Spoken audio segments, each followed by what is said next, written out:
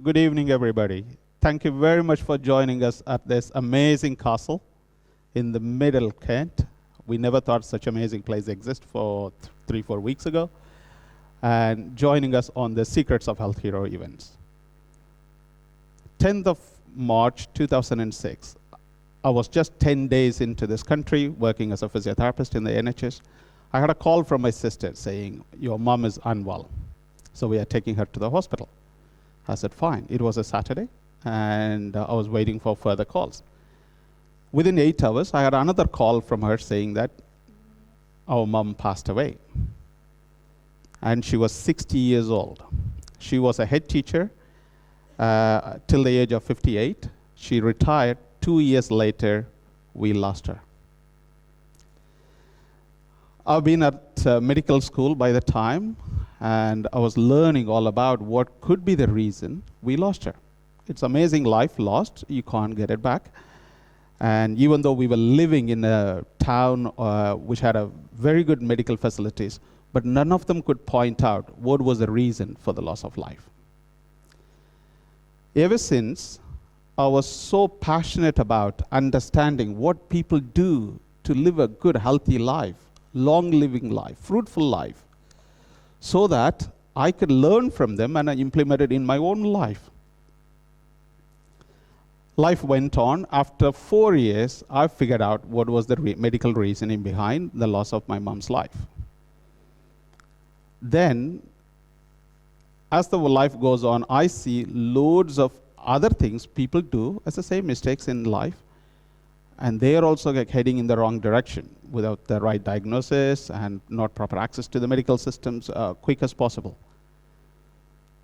If you don't know me well, I'm a physiotherapist. I've been in the physiotherapy profession for just under 3 decades. I specialize in orthopedic medicine, joint injection, and musculoskeletal physiotherapy, which includes sports injuries and rehabilitation. My primary goal, how to keep people active so that they move better, keep their heart working, and they live longer. Simple as that. This is my prime motive behind my professional life so far.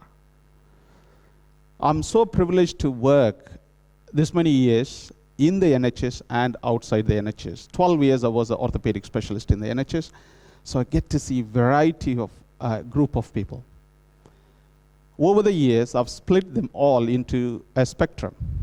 One end of the spectrum, whom I see in my private practice. These are the people well above 70, 75, 80. They still lead a very good active lifestyle. They're not on any medication. They are going to Zumba every other week, aqua aerobics every week. And they're not in any need for ongoing regular medical care. And they didn't have any major surgeries. If they had a surgery, they are overcoming it very, very well. That is one spectrum of people I get to see in my private practice.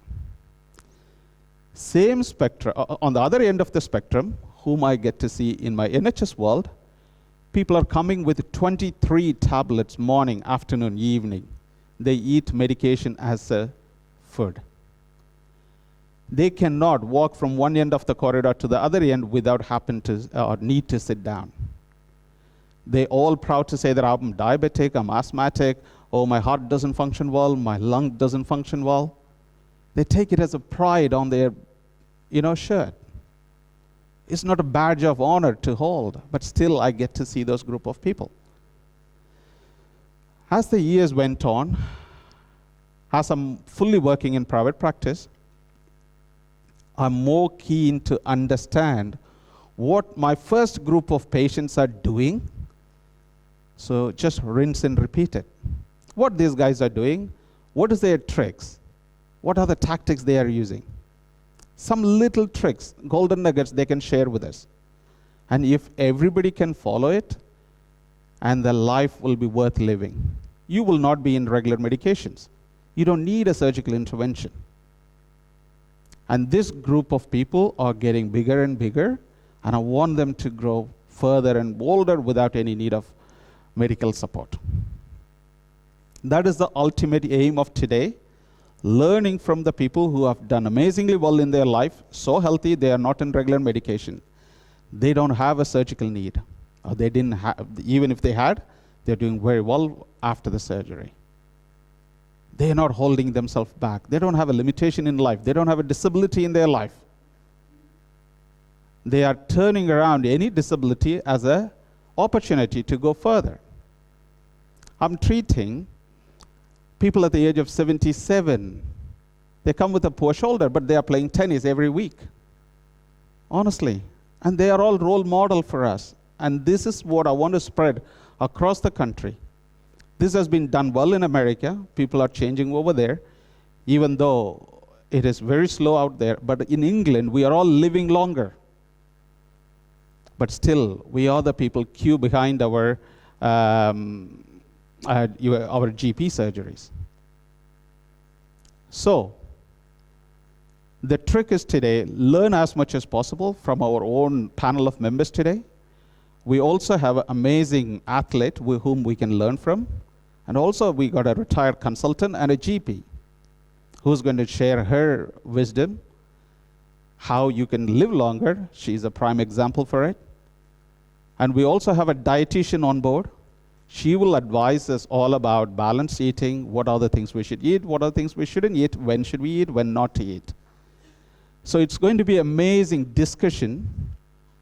And I want you guys to learn as much as you can from our fellow colleagues rather than waiting to hear from our own doctors. Many of us get the information from TikTok, WhatsApp. Facebook is the biggest doctor at the moment in elderly group. Honestly. My friend on the Facebook taught me this. I'm doing this exercise for the last 5 years, never worked. And what makes you to think it's going to work another few months? All right?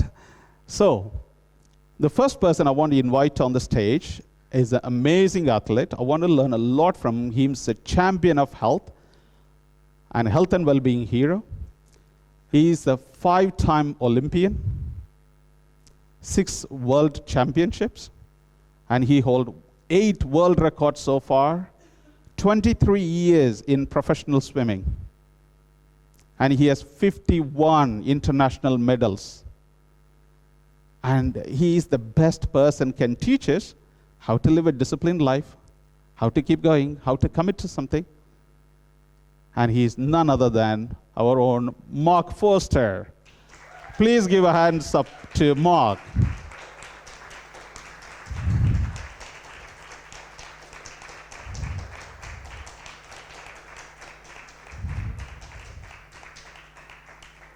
Thank you very much, Mark. Please come and take a seat.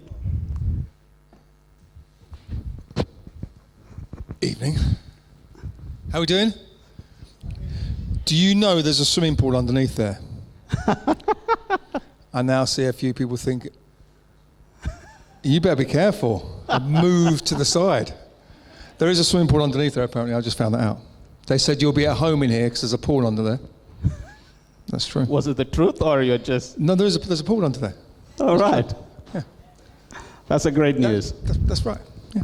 That's why I thought you had me here. I thought that was you were going to clear the tables and I was going to show you how to swim. No, we got a lake next door. That's the reason. There's lots of ducks in there. The water is a little bit muddy, but it's a water. So Mark, you've been an amazing athlete and you are a champion of health and well-being in whole public, in the events here. Can you share your golden nuggets to all of our audience and group of patients who we treat regularly? How do you keep yourself fit even after this many years in professional swimming? There will be a time you feel, you know what, I've done it enough, I can sit back and rest, but you keep going. What does it keep you going and how to lead a disciplined life? I suppose ultimately it's creating a habit and a healthy habit. I like working out, I like moving, but I think our bodies were designed to move anyway. I go in the gym 4 times a week, 3 or 4 times a week, and I swim a couple of times a week because, first of all, I enjoy it, practice what you preach. I retired 16 years ago from competitive swimming, and I don't know, I kind of felt I was lucky in the first place because swimming's a sport and sport's a game, and that was my job and that was my living.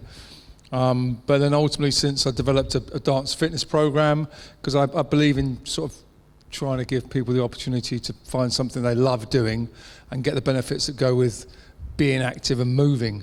But I think ultimately, why do I carry on? Because it became a habit.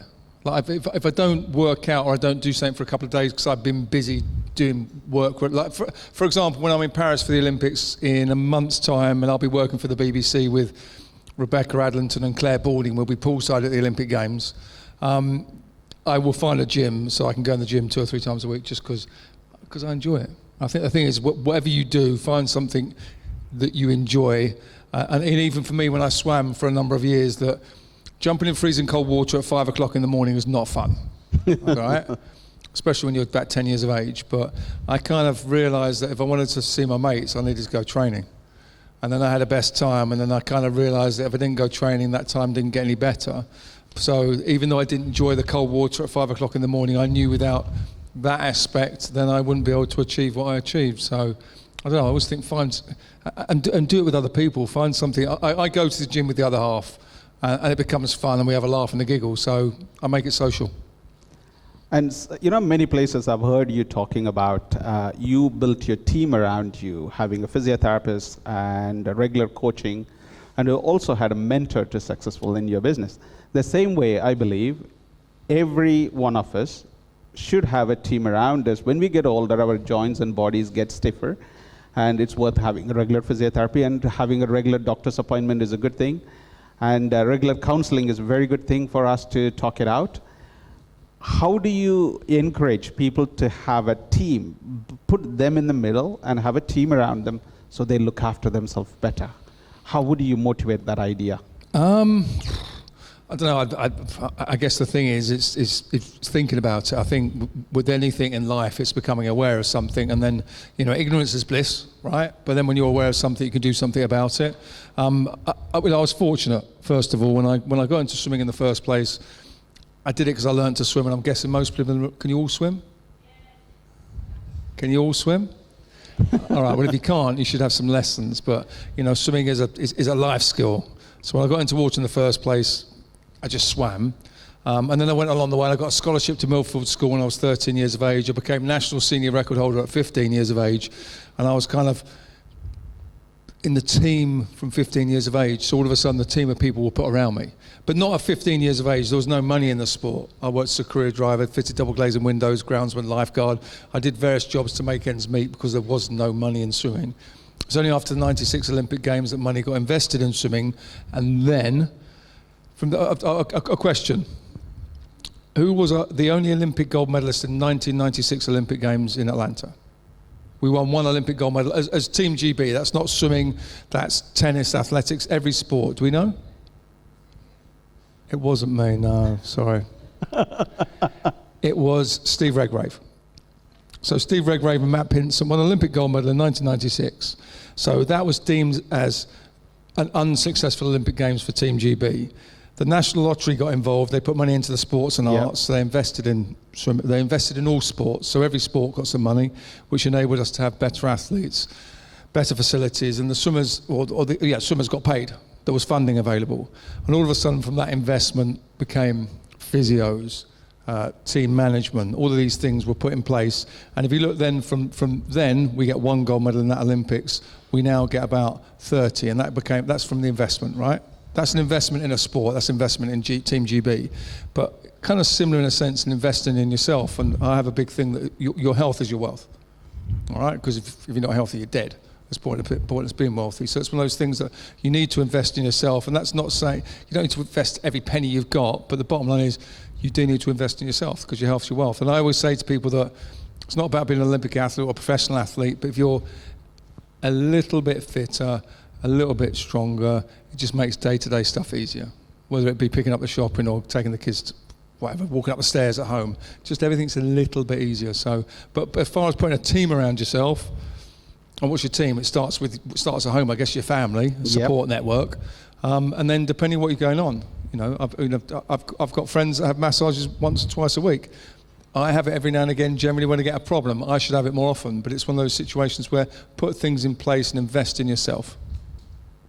You know, the group of spectrum of people I talk about, one group of people, or the spectrum of people, say that that person who's been very fit and they are lucky, they got a very good gene, that's the reason they are healthy.